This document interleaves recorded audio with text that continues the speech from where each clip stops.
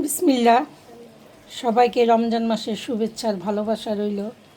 দেখেন দেখতে দেখতে 17 রমজান শেষ হয়ে আজকে 18 রমজান। এখন বিকাল 5টা বাজে। যে আসরে আজান দিয়ে দিছে, নামাজ পড়বে। এই যে আমার হালিম মোটামুটি হয়ে গেছে, আর অল্প বাকি। এই যে দেখছেন রাঁধুনি হালিম। আমার এত যোগ্যতা নাই রাঁধুনি হালিম দিয়া তৈরি করে নিলাম সুন্দর করে। এই যে গরুর মাংস দিয়ে যেরকম চর্বি দিছি। এই যে হালিম খেতে কে কে পছন্দ করেন কমেন্টে জানাবেন। আর একটা প্রশ্ন, আমি এত সুন্দর করে হালিমটা রান্না করলাম কষিয়ে, এত তেল মূল দিয়া মশলাপাতি, দেখেন আমার হালিমের উপরে কোনো তেল নাই।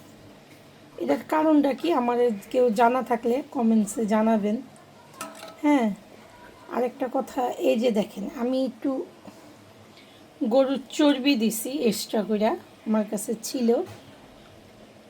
এই হালিমে এরকম চর্বিটা খেতে আমার খুব ভালো লাগে। আর এই যে আস্ত কাঁচামরিচ দিছি, আর এই যে মাংসের পিস, এই যে নিজের হাতে রান্না করে সবাইকে নিয়ে খাওয়ার আনন্দই অন্যরকম। এই যে দেখেন,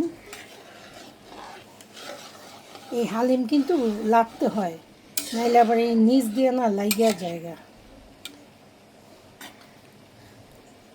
দেখছেন, এই আলহামদুলিল্লাহ। যে একটা হাড়ও আছে,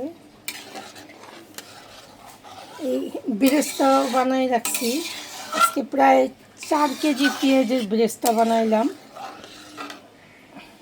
এই যে দেখেন, ক্লোজ করে দেখাই।